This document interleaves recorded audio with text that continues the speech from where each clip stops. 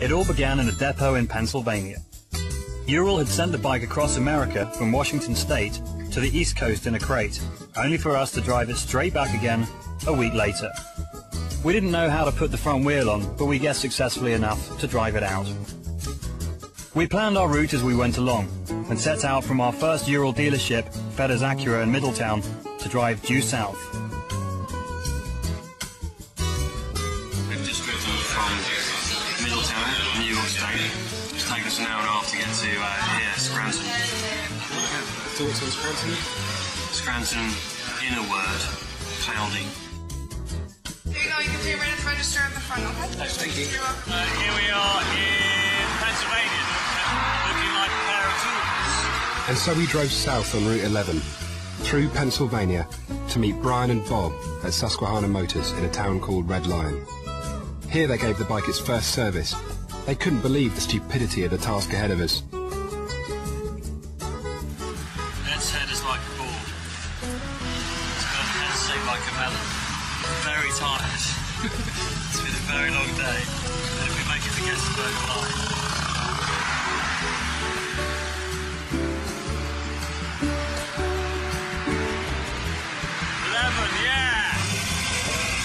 Pennsylvania. These guys live here.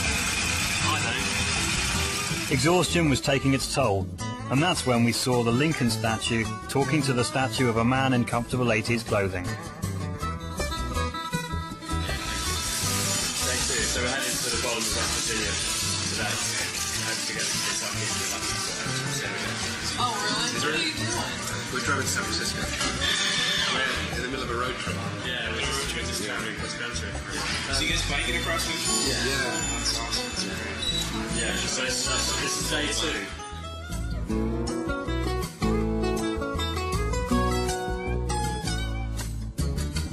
And then a beautiful drive followed on Route 11. We drove through the mist of the Appalachians, stopping for lunch in Morgantown, West Virginia, where we ate the 11th item on the menu. When we hit Weston, it began to rain. It's raining quite hard. It may not look like much, but we were doing 65 miles an hour on the freeway in the bike and sidecar. It was quite hard going, and we got very, very wet. Tomorrow is a mammoth day, crossing all of Kentucky and then dropping down to Tennessee and Nashville.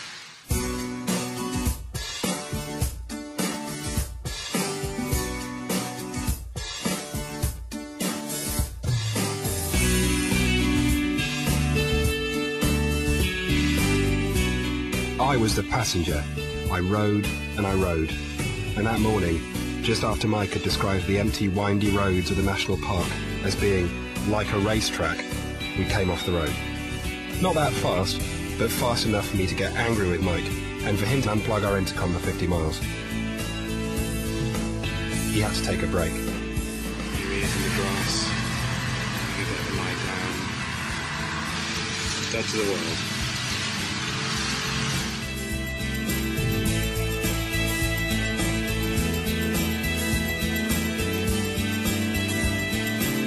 Tyler from Oneida asked the right question. Have you had any close calls yet? A couple every hour, I suppose. And this is how far from the border? Kentucky? Yeah. 15 minutes. 15 minutes. I mean, it's really close. Tennessee may have been close, but Nashville was still 5 hours away. I had been struggling to stay alert on the bike, and so Ed asked me to share my innermost thoughts and childhood memories with him to pass the time. As the lights of Nashville came into view, he took the opportunity to explain that actually, I hadn't been able to hear a word Mike was saying for over 200 miles. by the time we'd arrived, we both deserved a big meal served with a large helping of country music. We liked it so much we had it again for breakfast. That's all right, that's all right.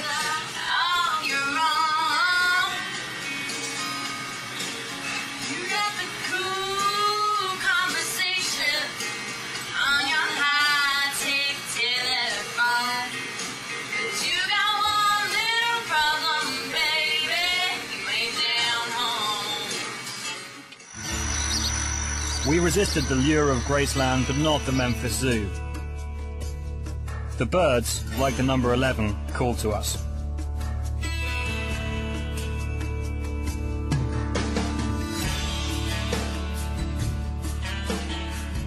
And then over the Mississippi to Arkansas, the home of Walmart. We ended the day near Russellville for our third service at R-Track, the home of Chip. Here we are. End of day... What day are we? November. No, how tired are we?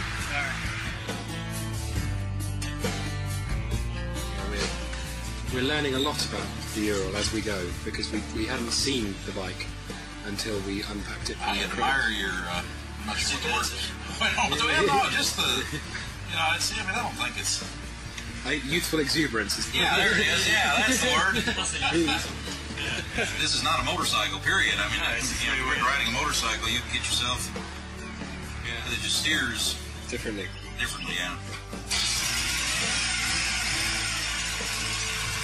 After a fine breakfast of his wife's peach pie, Chip's care for us went to the next level.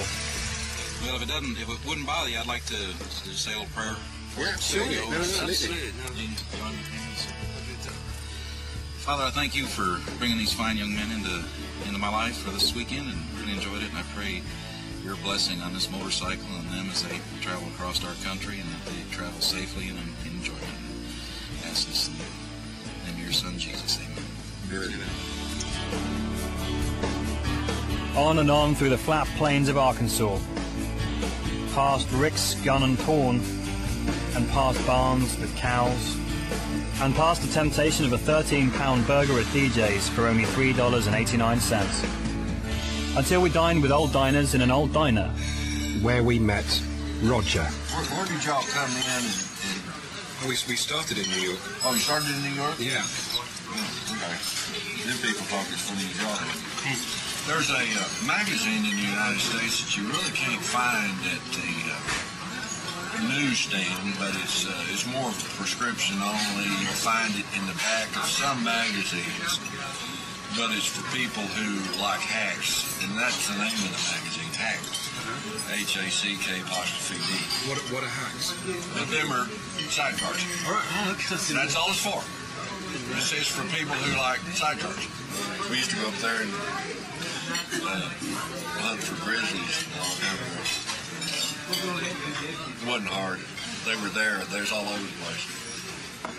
There's a place in Denver called, what's the name of it? It's a taxidermist, and he's got a bear there that's sitting on display that, with its claws up like this, is 11 foot. We followed Roger's yellow car back to his bungalow and were taken inside, where he gave us a copy of Hacks. Although Roger was incredibly friendly and generous, there was something slightly unnerving about him. On the outskirts of town, a yellow car began to follow us. "Isn't that Roger?" said Mike. We both laughed, knowing that it couldn't be. Then we caught a glimpse of the Hawaiian shirt and white beard of the driver. It was Roger. "What do you think he wants?" said Mike. Roger continued to follow us for another 70 miles. Eventually, we had to stop for gas, and that was when Roger pulled up next to us to warn us of the speed limit in the next state. "Well then, you take care now." Then he hopped back into his yellow car and was gone. There's a moral here somewhere.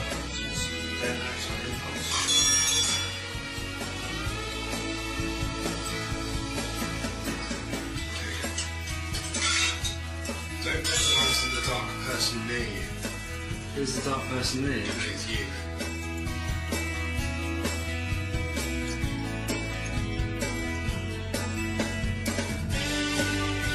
The only wild animals we saw en route were stuffed, but when we got into New Mexico, we met one wild animal named Vinny. I'm traveling, we're going pretty fast. I look down, I'm going 105, going, come on, baby, let's give it some more. I was going up a mountain, it wasn't going no faster. I think, dumbass, it ain't gonna go no faster than that up a mountain, you know? Jeez. 105 though, bloody hell. What's up with the 11s?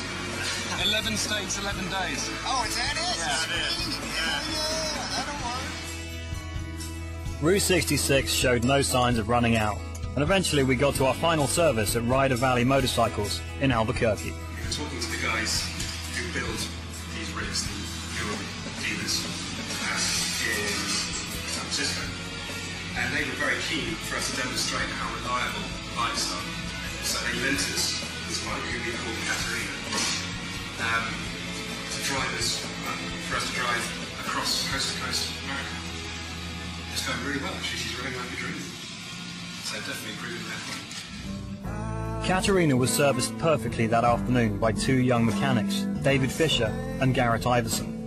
At one point, we met Garrett's heavily pregnant wife, who we heard gave birth to their first child 2 weeks later. A fortnight after that, however, a local mental patient, John Hyde, shot both mechanics dead, along with 3 others, in a killing spree on August the 25th. We were lucky to have known them.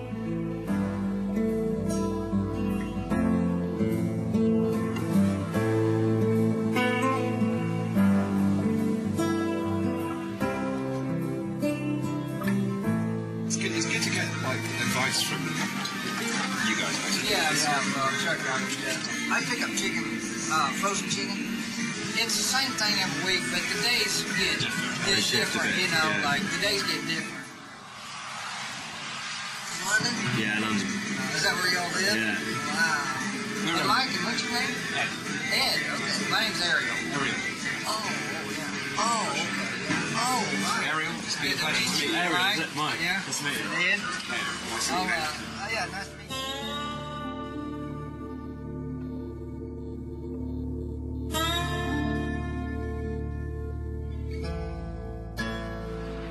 We kept going through Indian country, through the old lands of Geronimo's tribe, until it was too hot to drive.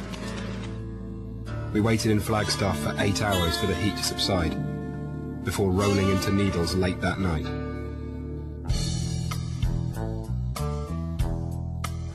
The drive across the desert was hot, brutally hot.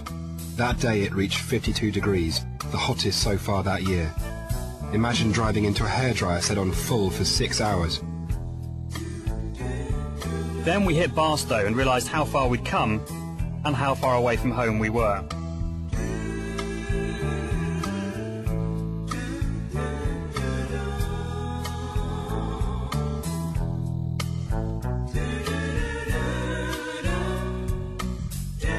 After hours and hours of the lunar landscape of the Mojave and the punishing heat of the desert, the sun finally set. Windmills and palm trees announced the California that we imagined. The Mojave behind us, we entered Bakersfield and stayed in room 11 on the eve of our 11th day. The landscape of Northern California was remarkably different to that of the South. Hardly surprising when you consider that the state is larger than all of the UK, and prettier. Nearing the finishing line, we stopped for a beer in a biker bar as we approached Modesto, and left our mark on the ceiling.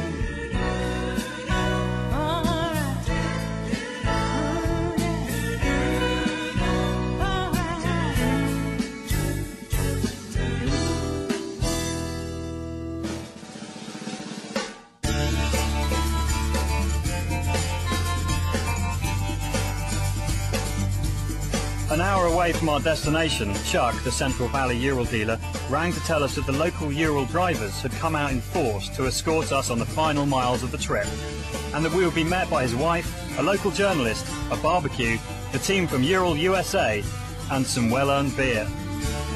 A whisper away from the finishing line, we raced to arrive at 11:11 on the morning of the 11th day in our 11th state.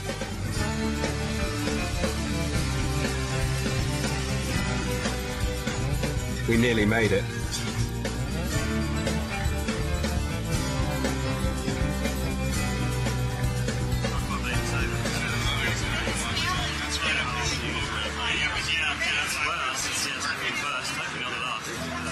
And these are the people that made it possible.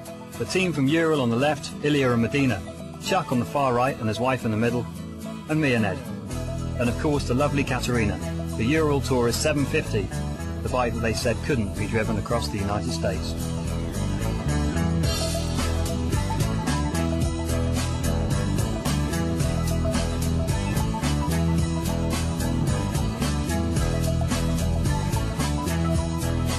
So that was that, our little trip across America on a Ural. It can be done.